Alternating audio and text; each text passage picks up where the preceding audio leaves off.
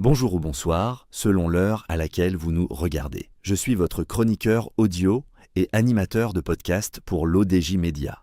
Et j'ai le privilège de vous lire aujourd'hui une chronique de Naïm Kamal, intitulée « Le monde et le Maroc », chronique d'une obsession recyclée, qu'on écoutera ensemble dans ce podcast. L'auteur commence son article ainsi. À force d'écrire contre le Maroc, le monde finit par produire toujours le même article. Le dernier en date, consacré aux promesses démocratiques non tenues de la Constitution de 2011, ne relève ni de l'enquête, ni de l'actualité brûlante. Il s'inscrit dans une longue tradition éditoriale où l'analyse cède devant la répétition et où la complexité marocaine est ramenée à un procès à charge. Une vieille et lassante musique. Si un jour l'on s'amusait à recenser les journalistes qui se sont succédés à charge sur le Maroc depuis que le général de Gaulle a créé le monde comme prolongement médiatique de la France coloniale, fragilisée par la Deuxième Guerre mondiale, on en formerait une joyeuse cohorte de légionnaires de la plume. Il faudrait aussi un archiviste patient pour inventorier la succession de papiers hostiles publiés depuis l'indépendance du royaume.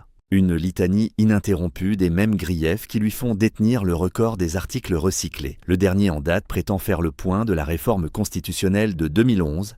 Quelle actualité l'a justifiée? Aucune, si ce n'est la nostalgie d'un moment, en février de la même année, où certains pariaient sur l'effondrement de la monarchie marocaine dans le sillage d'un printemps qui n'avait de printemps que le nom.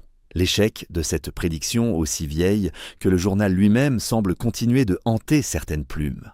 Alors on recycle. On aligne des interrogations faussement candides.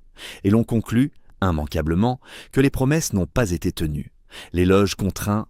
Pourtant, le journaliste reconnaît lui-même ce que nul ne peut nier. Le bond en avant du Maroc est spectaculaire dans certains domaines, comme les infrastructures. Les indicateurs liés aux conditions de vie s'améliorent. Le royaume est entré en mai 2025 dans la catégorie des pays à développement humain élevé, selon les critères des Nations Unies. Trop beau pour être admis sans réserve, car aussitôt tombe le couperet. Ces données officielles ne reflèteraient pas la précarité réelle de la population. Ainsi fonctionne le raisonnement, on concède les faits, mais on en récuse la portée. On admet les chiffres, mais on en réduit les faits. On reconnaît les avancées, mais on les relativise jusqu'à les vider de leur substance. Le fantasme du village Potemkin, le monde est lycéen, est libre d'amplifier l'importance de l'éphémère et étrange mouvement Gen Z. Écrire ce qu'il entend de l'état des lieux au Maroc, répéter à satiété ce qu'il a, depuis l'indépendance, véhiculer sans répit sur le royaume des fissures menaçant les fondations. Cette liberté est toutefois pervertie par la volonté de réduire ce qui, de son aveu, réussit au Maroc à la légende du village de Potemkin, pour prétendre que les succès du Maroc ne servent qu'à dissimuler les marges laissées en rade du développement. Pour ceux qui ne le sauraient pas, cette légende veut que lors du voyage en 1787 de la tsarine russe Catherine la Grande en Crimée, le prince Grigori Potemkin aurait fait construire de faux villages le long du parcours impérial. De simples façades en bois, décorées et peuplées de figurants, destinées à lui donner l'illusion de prospérité dans des régions en réalité pauvres et peu développées. Un village Potemkin désigne depuis une mise en scène destinée à cacher une réalité difficile, une façade trompeuse, ignorance. Mais le Maroc ne cache rien, et encore moins derrière, des décors de théâtre en papier mâché. Lui appliquer en conséquence cette légende relève soit de l'ignorance, soit de la manipulation. Les indicateurs rouges du Maroc sont accessibles dans les statistiques du Haut Commissariat au Plan et les rapports de l'Observatoire national du développement humain. Le pays est ouvert sans restriction au tourisme, aux investisseurs, aux organismes et observateurs internationaux.